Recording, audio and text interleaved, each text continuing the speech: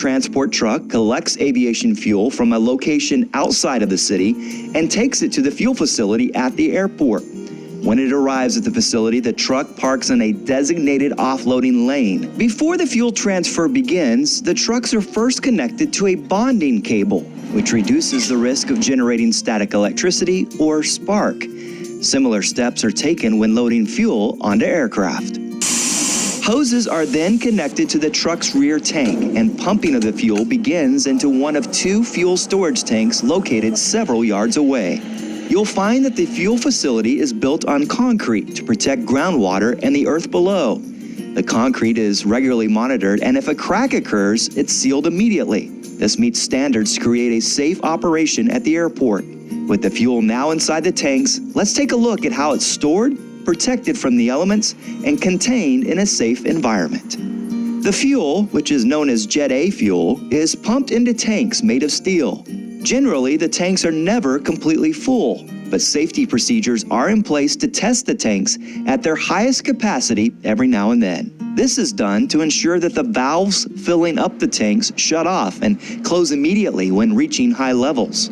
In addition to ongoing safety tests, the tanks are monitored 24/7 and must meet all established safety requirements and pass inspections on a regular basis. These inspections are done by the City of Austin, airline partners, airport officials, and others. There are even other safety features inside the tanks that can't be seen from the outside. One of these is a fire suppression system. If a fire or flame were to occur inside the tank, the fire suppression system is immediately activated to release a foam suppressant, which extinguishes the flames. It is worth noting that Jet A fuel stored in the tanks is drastically less volatile and lets off lower emission levels than gasoline you would put in your vehicle, lawnmower, or other petroleum or diesel-powered devices. To reduce the chance of a fire occurring, the temperature of the fuel is controlled and never goes above 90 degrees, even on 100+ degree days. The tanks are built to withstand heat. Fuel is a liquid substance, so safety precautions are in place to control leaks and spills. The tanks themselves are nestled inside what is called a dike. Similar in appearance to a large swimming pool, the dike is there to contain any spills or leaks if they ever occur. It's deep enough to capture all of the fuel from two tanks at once and is lined with a material to protect the ground and soil beneath it. Austin Bergstrom International Airport has dedicated police and firefighting units located on the airport property and are on call 24/7. At this point in our story, the fuel is stored in the tanks and waiting for pickup. So let's take a look at that process. A large truck, this one we'll call an airplane refueling truck, comes to the facility to start pumping the fuel into the rear of the truck. Once the truck is full, it heads onto the airfield and provides fuel to an airplane. This airplane refueling process only takes place at the fuel facility located near the Barbara Jordan Terminal and will not take place at the new facility. The second new fuel facility will be a limited operation compared to this one. It will only exist to receive and store fuel. The fuel will be transferred directly to this existing fuel facility through an underground protected pipe. No fuel will be removed from the tanks at the new location. Airplane fuel facilities are vital to an airport's operation and critical to support our community's growth and development, and not just at the airport. As we welcome new Austinites to our city and new businesses and economic opportunity, our city's airport must be able to meet the needs of our rapidly growing Austin community and the communities throughout Central Texas.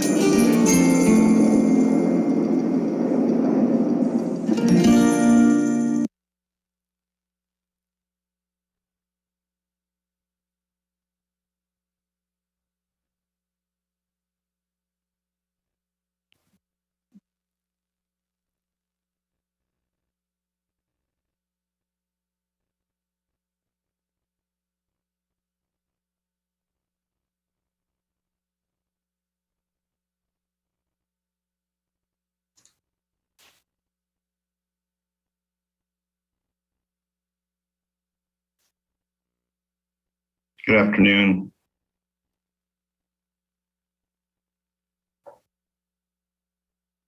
Go ahead, Shane. Good afternoon. Can you hear me? Yes.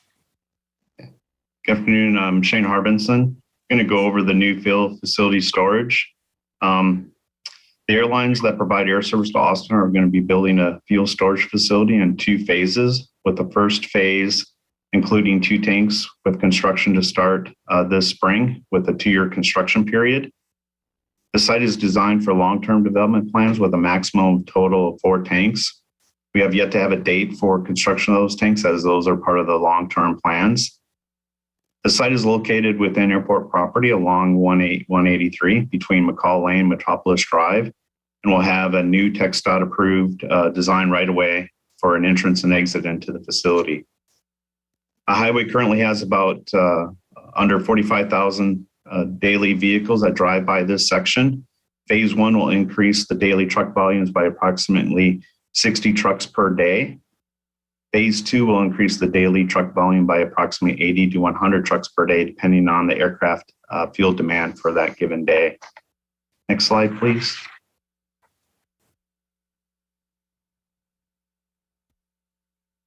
Next slide, please. Thank you. Here you can, nope, back one.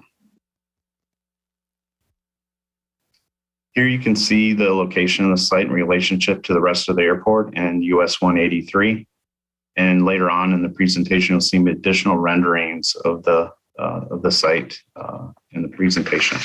Next slide. Now we're going to go over the new facility safety and security features. The new site will have safety and security features to prevent and respond to fires and prevent and respond to leaks. Jet A fuel is low volatile, which is a low vapor, which means it's less likely than gasoline to combust and catch fire. You can drop a lit match into a bucket of Jet A fuel and it will not catch fire. The fuel will distinguish the match. To catch fire, it has to go under the right conditions of heat and pressure. Jet A is also very low combustible, which means that fewer emissions than gasoline. And we'll have more information on that in the next few slides. Safety is on top priority of the facility operations. There's a robust fire prevention system of that suppression system. Also has controls in place to monitor any pumps that are heating or vibrating or anything that could be a hazard or risk. The facility also includes a lightning protection system that has lightning rods that would channel or collect that energy from lightning strikes and distribute it into the ground. FAA requires airports to suspend operations, including fueling, when lightning is within 5 miles of the airport. So fueling operations would be suspended until that severe weather passes. Similar to design to prevent fire, the facility is also designed to prevent leaks with robust plans and features such as fuel level sensors, corrosion protection, auto shut-off valves, and we have our own staff that monitors the facility itself, the condition and best practice how it's operate. And the facility goes under regular safety inspections with our fire department and the operating staff, the airline staff that oversee the facility are there 24/7 since the airport and the airlines operate 24/7. Next slide, please.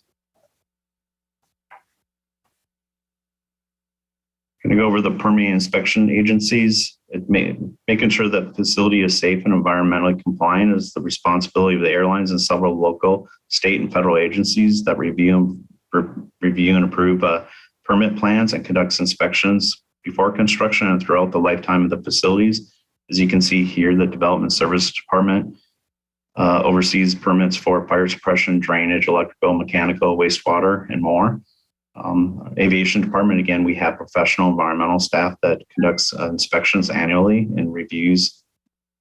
We also have a watershed department, works closely with our staff to inspect the facilities every year, looking for potential issues. We also have our response plans and review waste logs and make sure waste is disposed of properly. We also, as you've seen in the video, have a fire department that has specific equipment and have been trained on fire facilities and Jet A fuel fires and how to respond to them, and they have the proper equipment. They also oversee the hazardous materials storage permit. Also, the TCEQ, or the Texas Commission on Environmental Quality, they approve the stormwater plans for construction operation, the underground piping permits, and the air quality permit by rule. and also, as mentioned earlier, the right-of-way access to 183. Additionally, with Federal Aviation Administration, they oversee the National Environmental Protection Act, or the NEPA approval, in this case, the environmental assessment.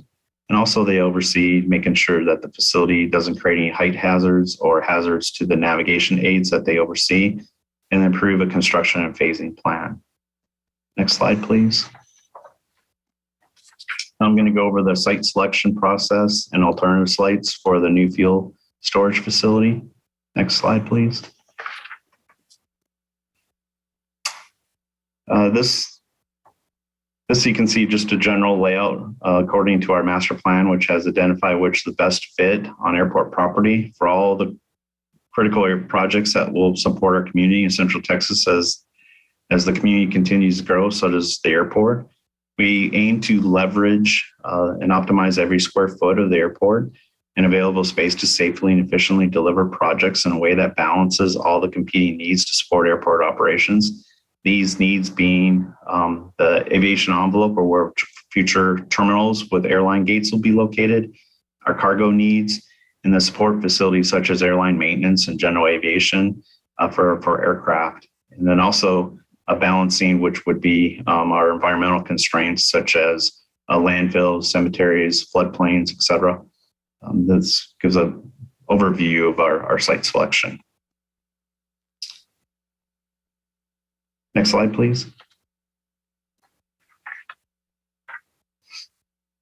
Next, we're just going to go over the facility selected because the site complies with the Land Development Code that complies or directs or guides the development of city, guides the development of developments in Austin, and also allows us to connect to the existing fuel farm. Existing fuel farm is critical. It allows us to maximize fuel capacity. This is important for us to enable to keep the refueling trucks operational at the current location while we rely on that site for the next 15 to 20 years. And having that direct access, that it doesn't go under any occupied facilities or any environmental areas, is important. We're also looking for the best design, airport design, and best things for best places to fit. So we have to make way for the midfield concourses, any improvements for future taxiway, eventually a third runway, general aviation needs, cargo needs, and military needs. Also, the site was selected. If it wasn't for that site, another larger, more disruptive operation would be slated for that location. Next slide, please. This is again just going over that we had a third-party engineering firm consider and review some of the sites, and they were looking at as well environmental sensitive areas such as floodplains, Onion Creek. Also looking at a third runway, future gates, midfield concourses. Does the site meet FAA design criteria? Is it compatible with the City Land Development Code? Can it be connected to the existing facility? And then also a future hydrant facility plans. So long-term, the fueling of the tanker trucks that go out to the aircraft, that would be placed with a hydrant fueling system. So that operation would go away. The existing site then with the third runway would go away as well, because we no longer would need the fuel tanking operations. So that fuel farm would go away to make way for a future taxiway to accommodate the future runway. Next slide, please.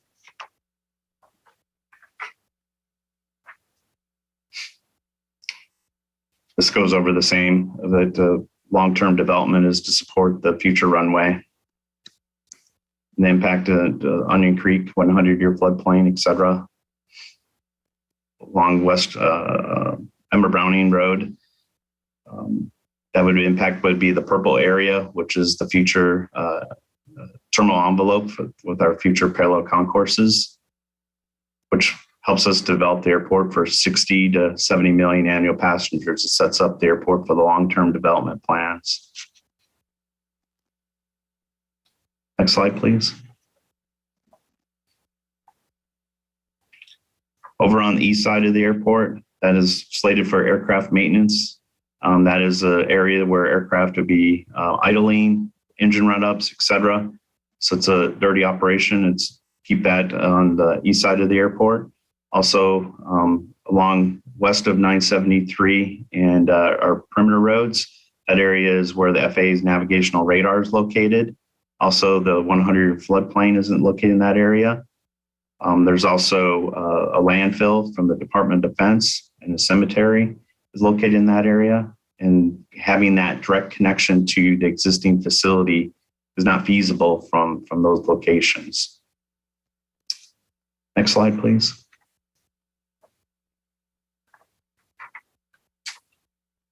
From this, I'd like to introduce Miss Molly Waller. She's an airport planner and CEO and principal with Saterium Design Firm, which is an airport planning and environmental. She was going to go over the conducted federal required environmental assessment for this project. Thank you, Shane. Good afternoon. Next slide, please. As Shane indicated, Centurion prepared an environmental assessment for the construction and operation of the new fuel farm. Before hopping into that, I thought I would give an explanation as far as what is an environmental assessment and what is NEPA. The National Environmental Policy Act of 1969, or NEPA, requires federal agencies to assess the environmental impact of their proposed actions before making decisions. NEPA is overseen by the President's Council of Environmental Quality, and all federal agencies are charged with the development of policies and procedures for the implementation of NEPA requirements for projects. Next slide. The Federal Aviation Administration was the lead federal agency for the NEPA document prepared for the fuel farm. They decided that an environmental assessment was suitable. The FAA requires NEPA analysis for projects that receive grant funding or require a change to the airport layout plan, which this fuel farm does. There are 3 levels of analysis: a categorical exclusion, an environmental assessment, and an environmental impact statement. Again, the preparation of an environmental assessment was determined to be most suitable for this project. As part of the NEPA process, 21 environmental impact categories require evaluation. Consultation is undertaken with state, federal, and local agencies as part of the environmental evaluation of the impact categories. Molly? Yes. I'm so sorry, Molly. Do you mind slowing down a little? Only because we have Spanish interpretation on our Espanol channel. Will do. Thank you. You bet. Again, 21 environmental categories are assessed through the preparation of the NEPA document. The level and types of analysis are dependent on the impact thresholds as contained within FAA Orders 5054 and FAA Order 1051. Next slide. Again, 21 resource categories were evaluated. We identified temporary construction-related impacts in noise, air quality, and water quality. These impacts will be minimized and mitigated through the implementation of construction best management practices. We identified social impacts resulting from the modification of the Highway 183 and Metropolis Drive interchange. To mitigate and minimize these impacts, the planned improvements to the interchange include the addition of a 4th signal and acceleration and deceleration lanes. We also identified solid and hazardous material impacts resulting from both the construction and the operation of the fuel farm. These impacts, again, are minimized and mitigated through the use of best management practices during construction, as well as the selection of suitable materials for the construction of the fuel farm. Resources that were identified as being present in the project area but avoided included wetlands, biological resources, and the 100-year floodplain.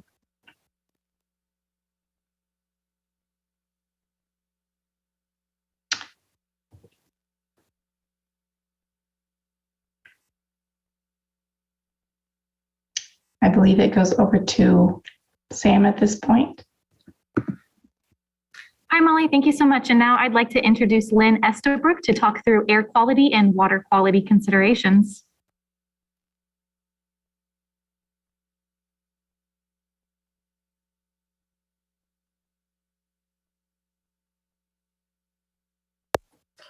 Lynn, if you are speaking, I think we cannot hear you.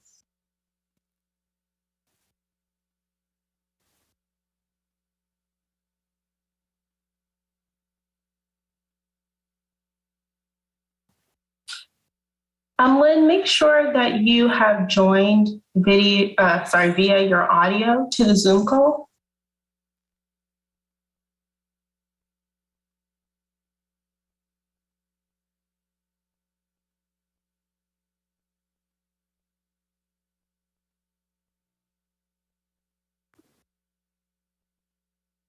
Since we're having some technical difficulties getting Lynn on the call, Jackie, would you like for me to present this piece? Great, thank you so much. Hi, everybody. This is Sam Haynes. I'm a public information officer with the Austin Airport, and I'm going to jump in for Lynn while she's working to get audio. Lynn, if at any point you're able to jump back in and have audio, then just do so, and I will happily send it back over to you all. Hi, everybody. Give me just a moment here. Okay, so what I'm going to do is talk you through the environmental studies that were conducted recently. The airport hired a third-party independent firm to conduct some modeling and some air quality studies to help us understand what the emissions will be for not only the current facility, but for the new facility. So first, I want to talk a little bit about the TCEQ. So the facility's air quality is guided by the Texas Commission on Environmental Quality. The TCEQ makes sure that the facility will not exceed 25 volatile organic compound emissions a year. And when we say volatile organic compounds, what we mean are the emissions from the Jet A. So an analysis from our third-party environmental consulting firm estimated that the current facility emits approximately 4.3 tons of those emissions a year, and that does include 1.9 tons of emissions from the airplane refueling operations that you saw earlier in the video. Now, phase one of the new facility is estimated to emit approximately 3.6 tons of VOCs, and that does not include any airplane refueling operations. As you saw in the video, those operations will stay at the current facility and will not be relocated to the new facility. One reason why these tanks do have such a low emission level is because the fuel vapor levels are low because the tanks and the fuel are not hot. They've been designed to really deflect heat. And then the emissions that are emitted into the air typically dilute past about 200 feet. Next slide, please. The Environmental Protection Act requires a spill control policy and a response plan that meets federal standards. This site also has to meet state and city requirements for water quality considerations, and we as the airport conduct annual inspections for safety, security, and of course, environmental impacts. So this means that we go out and we inspect the site for any signs of leaks, rusts, or cracks in the concrete. And this really makes sure that the site maintains best practices and obligations to have a safe operation. Next slide, please. Based on input from the community, the airport has worked with the airlines to require air quality monitoring. And what we'll be doing is we'll be hiring an independent air quality expert to review and validate that air quality data. We'll also be working with the Watershed Protection Department to make sure that water quality testing is conducted. We'll once again hire an independent water quality expert just to validate that information that is collected, and we'll be continuing our annual safety, security, and environmental inspections. Next slide, please. If you're wanting to know how can you, yes, go ahead. You're going a little fast for our interpreters. If you could slow down just a bit. Absolutely. Thank you for that feedback. If you're wanting to know how you can stay updated with this project and engaged with the airport on this as we move through the construction phases, you can sign up to receive facility construction updates through our monthly email newsletter. It's called Stay in Tune, and you can use the QR code to scan and sign up to receive monthly email updates delivered to your inbox. We'll also be posting project updates and construction updates to the project website at speakupaustin.org/AUSfuel. Next slide, please.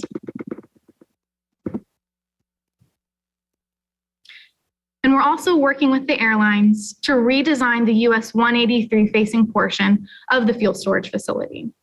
We presented an alternative design to the community back this fall and received some feedback, and we've worked with the airlines to improve that design to include a new decorative security fence and enhanced landscaping and hardscaping. And we have just a quick video to show you what that will look like.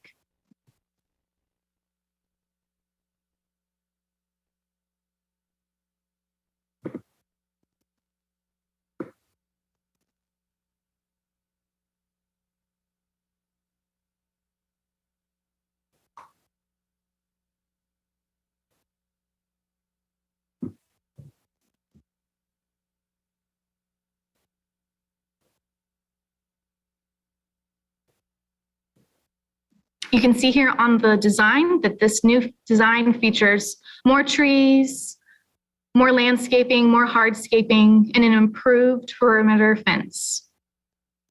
Next slide, please.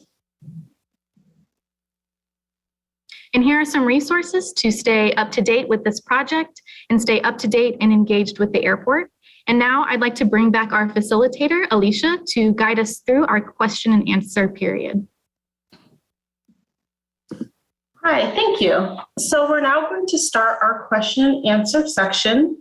As a reminder, please use the question and answer or the Q&A widget, most likely at the bottom of your screen. And that is how you can send us questions. So if you're utilizing the chat for questions that you would like staff to view, please again, put them in the Q&A. So we do have questions coming in, so please just grant me some grace while I go through them. So for staff, our first question.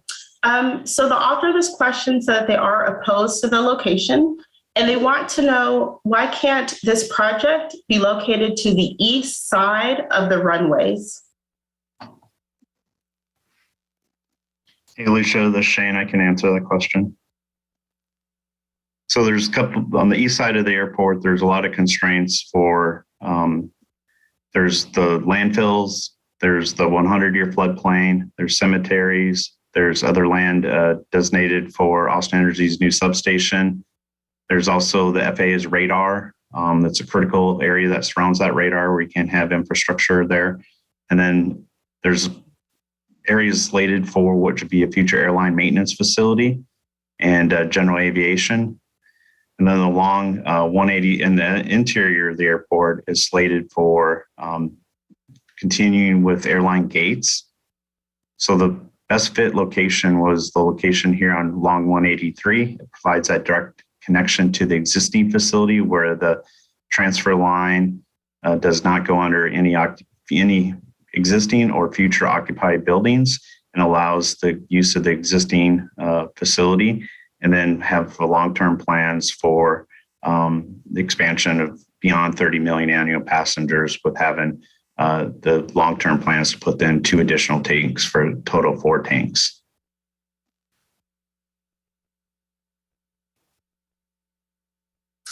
Okay, thank you. So moving on to our next question. What route will fuel transport trucks take to supply the existing facility? And what route would trucks take if this project moves forward? How many more trucks per day would be needed to supply the larger facility? So that was a 3-part, so I'll go over it again, and please let me know, panelists, if you need me to repeat. What route will the fuel transport trucks take to supply the existing facility? What route would trucks take if this project moves forward? How many more trucks per day would be needed to supply the larger facility? Alicia, this is Shane again. I can answer that question. The fuel tanks, when the tanks get built, the loading of those tanks will occur at the new facility along 183. They will not be taking place at the existing facility. What will be occurring at the new facility is where they offload the fuel into the bulk storage tanks. And from there, those bulk storage tanks, the fuel could be used a transfer line to the existing facility. And then that facility then would upload the airline fueling trucks. The trucks actually take the fuel to the aircraft that are out on the apron. That operation would not occur at the new facility. That will stay at the existing facility. The truck route would come along 71 and 183. and use the new entrance at TxDOT at that intersection. That section currently today on 183 has a little under 50,000 vehicles a day. And phase one, the approximate increase for that site would be about 60 fuel trucks a day. And the long term, when there's 4 tanks, would range approximately between 80 to 100 trucks per day to fuel that site.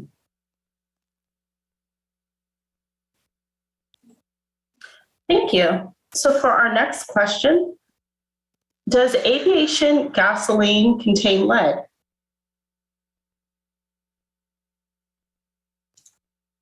No, not the Jet A fuel. There is some general aviation fuel that has some lead into it, but that is not on this facility. That is at the fixed base operator. So there's general aviation facilities. That is a separate tank system, separate operation. But Jet A fuel, no. Great, thank you. For our next question, the author says there are numerous critical environmental features and wetlands in the area where these tanks were proposed. And so it looks like they're asking if this is true or is this not true? And then has the city's watershed protection department granted buffer variances?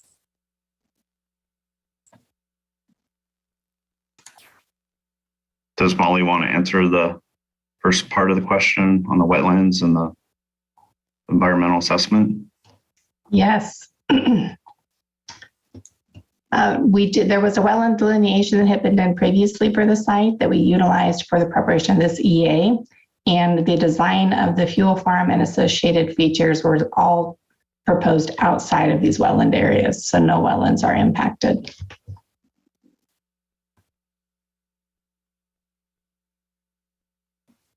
And then the second part of that same question was, has the city's watershed protection department granted buffer variances? And then perhaps in answering this question, if you can define buffer variances, if we have any community members who aren't sure what that term means. I will say on the end of the environmental assessment, no buffer variances were obtained. I do believe that the facility is sited outside of the wetland buffer. If anyone else from the city has more information. No, Molly, you're correct. And we've received the permit following the land development code, which watershed's the reviewer. Great, thank you for that follow-up, Molly and Shane. For our next question, what consideration was given to an alternate location for the construction and future operation of this facility on the eastern side of the airport property?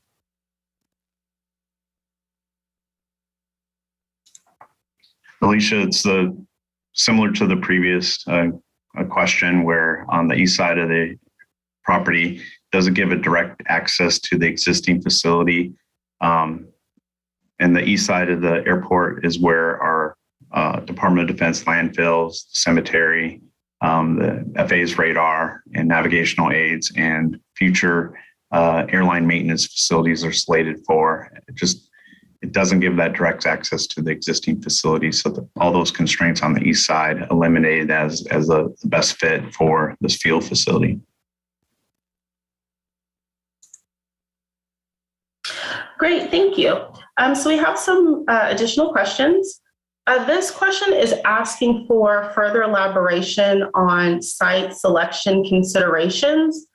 So this sounds very perhaps similar to the previous question, just if there were other considerations. Yeah, during the master plan process, you're looking at all the competing needs of the airport to accommodate the growth. Again, that's your airline needs, your cargo needs, your general aviation needs, military needs, and balancing those needs within the constraints of the airport itself, which is your 100-year floodplain, the orientation of the runways, and then your navigational facilities or aids that are controlled by the FAA.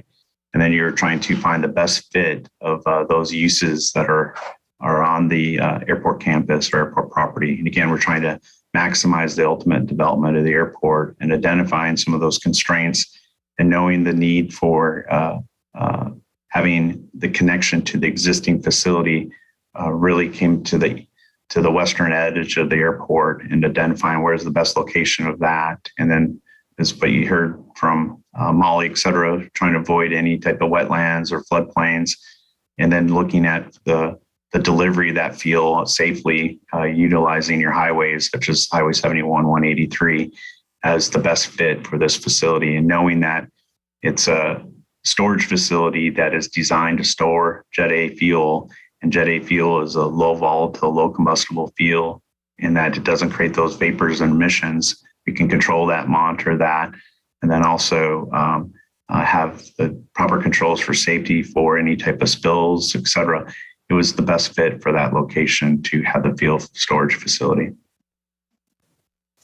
And Shane, this is Jacqueline. Also, I will add to that is that site is identified for a part of the critical asset that we support the airport operations. So the site has been identified to develop a project on there, in which project would have a lesser impact for the neighboring communities versus a general aviation or a cargo facility that would have aircraft actually run up areas or engine run ups or fuel burning or noise. So every site on the airport has been identified for a project to support the airport operation and the airline operations, identifying how we use those sites and when to implement what has been identified, goes through the environmental process to tell us that that's the best site for this. Thank you. You just spoke to this. There was a follow-up question asking about if the impact on neighborhoods in close proximity, meaning 500 feet or less, if that was a consideration when looking at the alternate sites. Would anyone like to speak to this one a little bit more about, again, kind of if the proximity of neighborhoods was a consideration? And again, what does that mean? Of course, it is a consideration as part of the assessment and the environmental impacts. We are as an airport and part of a city department, we are conscientious in the community around us and making sure that we comply with the regulatory for environmental standards, but also our environmental sustainability commitment to the city as a whole. And as an airport, we won awards for how we are minimizing the impact of the airport on the communities around us. So part of the study looks at the environmental impacts to the neighboring or communities around us, either residents or businesses too. And I think we've answered that question several times, and I would love to allow whatever we have time for other questions, and we can also definitely submit other documents to support that answer. Thank you. And just a reminder for the audience, this meeting is being recorded and all questions submitted and answers will be uploaded to the Speak Up page. And so some questions are very similar, so I definitely still appreciate you guys submitting them. And that way we can get your questions answered. So another question.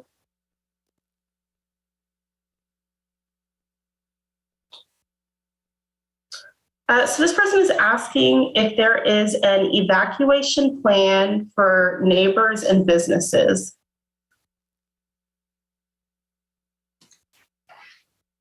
There's response plans for both fire and for stormwater, but specifically for the safety, the facility is designed to prevent any type of fire. And then we have our dedicated fire department that has the equipment, as you noticed in the videos. It's specific vehicles designed to put out fuel fires, such as Jet A fuel fires. So the site is contained on the site, and so there would be there's no evacuation plan for adjacent neighborhoods.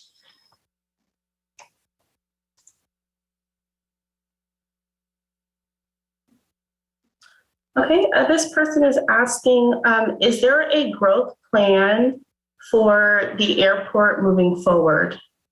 Or I'm sorry, is there a growth cap for development of the airport moving forward? Can you hear me now? Yes.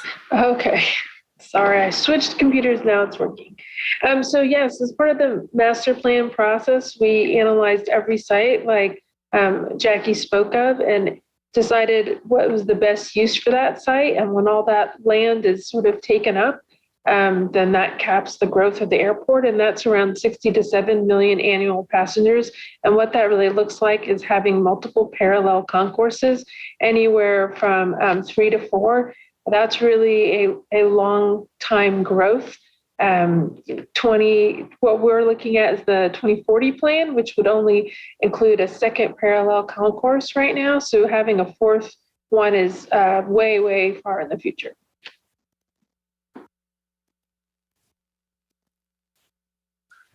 Okay, thank you.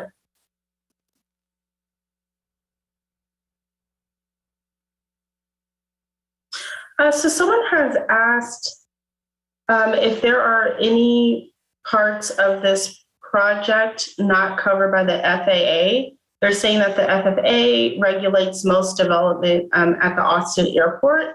And so is there any development related to this project not covered by the FAA for any reason? And I think for the person who submitted that question, if you maybe want to clarify, perhaps in the chat or in the Q&A box, just to make sure that I have all the context around that question. I'll go ahead and start the answer to that. As part of the NEPA process of preparation of the environmental assessment, the FAA evaluated every component of this project from both a construction perspective as well as once the facility is operating. So as part of the NEPA document, the FAA did review all aspects of this project.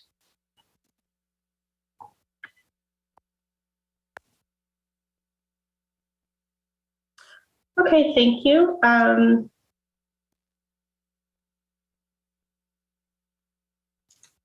Alicia, to add to that, TxDOT had, we had worked through TxDOT to approve the design for the new entrance and exit in out of the facility for the 183 entrance. So that was another agency that reviewed the site.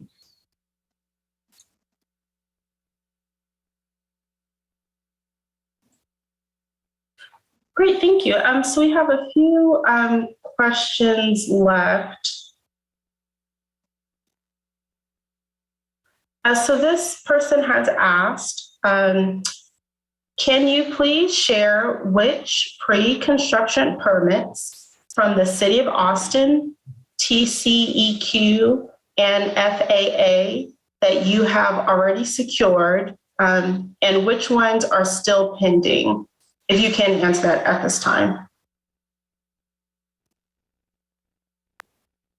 So I can answer that. And I have seen earlier in the chat that we posted the environmental documents.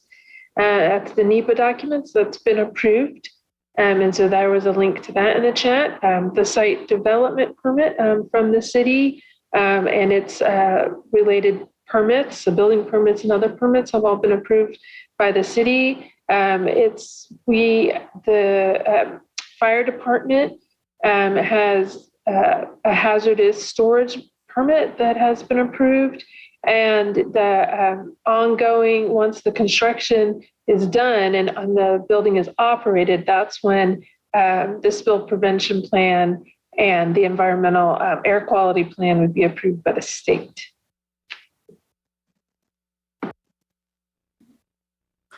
Okay, so there was a question that was submitted. I believe it may be referring to an earlier slide in the presentation.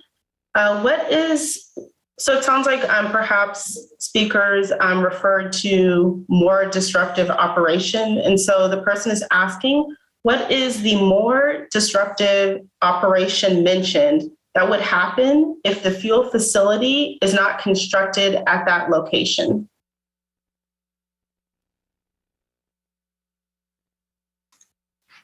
Yeah, Alicia, it would be similar to a airline maintenance facility, like Ms. Gaff mentioned earlier. So it would be aircraft taxiing in, taxiing out, idling, doing engine run-ups. So it'd actually be engine repairs, et cetera, for your aircraft.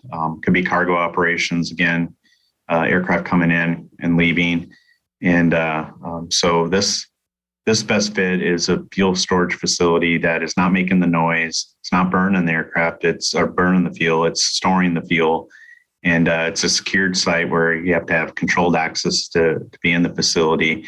And we have staff, the airlines have staff in there that are 24/7 operating the facility and monitoring the facility. So it's much more less impactive than those other uses.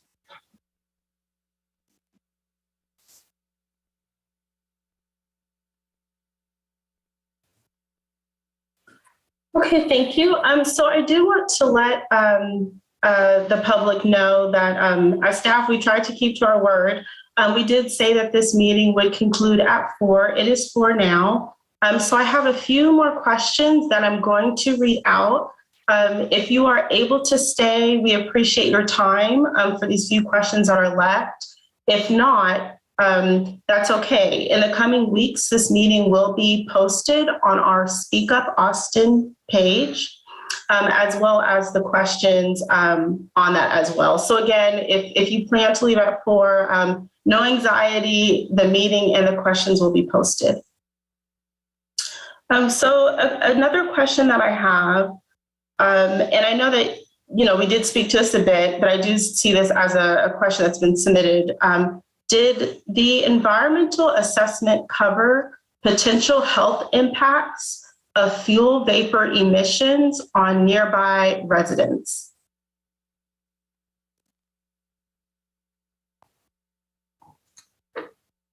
Molly, sorry, Shane. That was not evaluated. That is not a required measure that needs to be evaluated in an environmental assessment following the FAA guidelines. Yeah, so where it does get evaluated is through the state TCEQ permits. So it's not a FAA NEPA requirement, it's a state TCEQ requirement. And that required permit allows 25 tons of VOCs. This site will, with the 2 tanks, emit approximately 3.6 tons of VOCs a year. And not only is it way less than the permit required, we're actually going to put air quality monitoring system in, as well as a water quality monitoring system in, to ensure that those levels are way below the allowed amount by TCEQ. Also, I wanted to reiterate that once the vapors do get through the air, which is rare doing as you really need a sustained temperature of over 100 degrees. But if there is vapor in the air, once it's past 200 feet, it dissipates. And so, that's way, quite a ways still from any structure. So I hope that answers the question. Yes, thank you. You both, that was very thorough. I appreciate that. Were there any public comments received on the EA? And if so, how many, from who? And were there any efforts to collect public input during the preparation of the EA? And who would have been responsible for that part? A notification was published in the newspaper regarding the availability of the finding of no significant impact in May of 2020. Because of the recently completed airport master plan and the amount of public engagement done as that process, the FAA decided that no additional public outreach was going to be required for the environmental assessment. And then for the first part of their question, on the EA, were there any public comments received? No, I'm sorry. There were no public comments received after the notification in the newspaper. No worries, thank you. So for our next question, I apologize, I just missed it.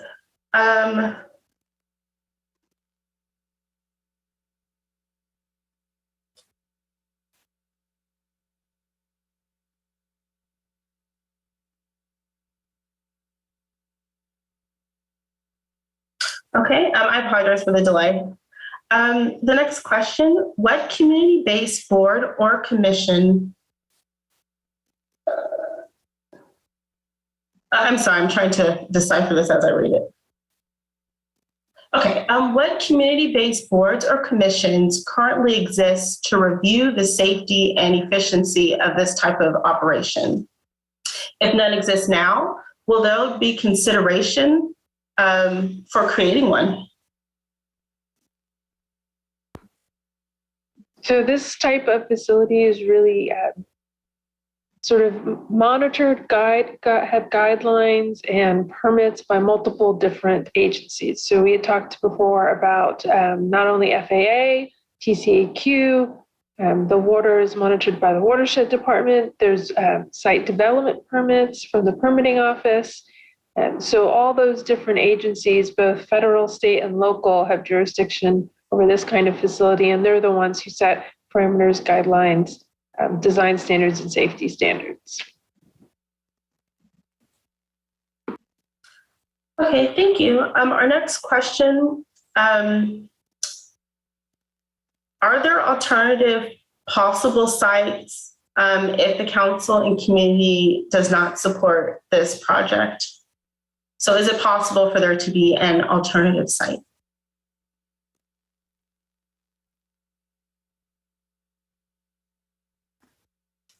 So I'll answer that one. This is Jackie Aft.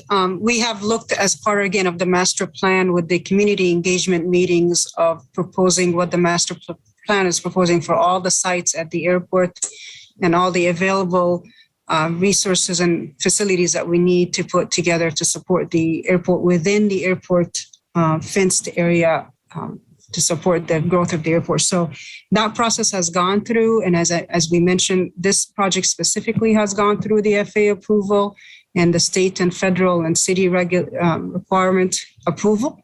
At this point, this is what we're proposing to continue with the project and answer the resolution for the council member Fuentes. Delays of any of the project will also delay the growth of the airport and impact on flight operations. And we are in communication with Councilmember Fuentes' office.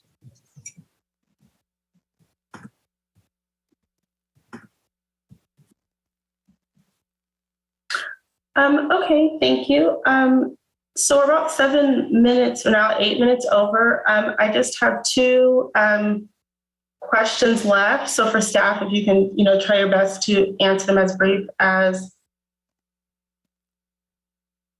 possible.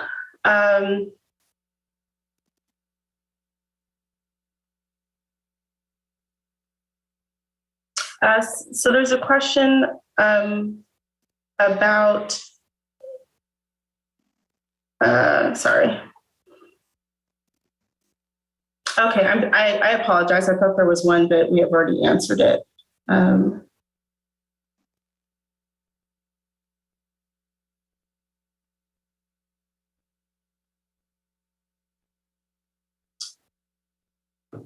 Okay, so for the last question, someone is asking, so there's two questions that are very similar. Again, just asking about posing any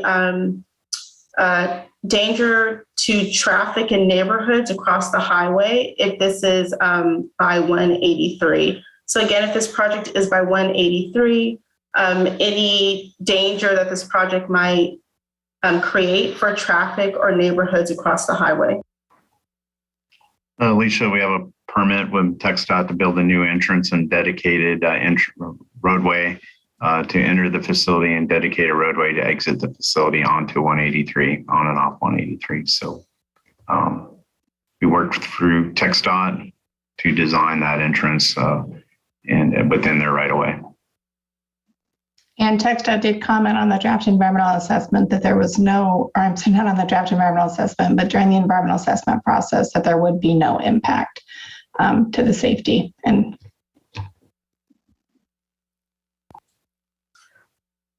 okay, so that concludes the questions that I have. Again, I appreciate everyone sticking around as we try to wrap this up. We want to get to as many questions as possible. Can we please go to the next slide to go over resources?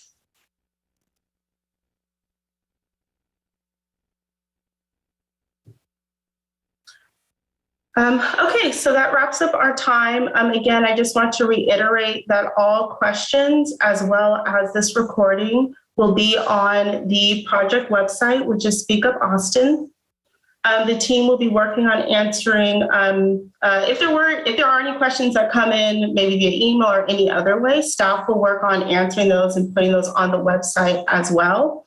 I'm now going to pass it one last time to Jacqueline Yap for closing remarks. Thank you so much. I appreciate it. I do appreciate everybody's attendance. We do have a process that we have to follow for this community meetings. We did have 2 other meetings this morning that were in person, available for anybody that wanted to come and speak also. However, we are very sensitive to what the community needs and their questions and concerns. And I urge everybody that have any other questions that did not get answered today, we have them on the chat. We will definitely post the answers to all the questions we received today. And if any other questions, follow the websites that we have provided. We'll be happy to answer any of those questions. I commend my staff for putting together all the information. They continue work with the community. We are part of the community. We're all part of the city of Austin, and we definitely are a good neighbor to everyone that we have here, and would want to make sure everybody understands the project and answer all the questions. So thanks again for joining us today, and look forward to answering all your questions that will be posted. Have a good night. Thank you.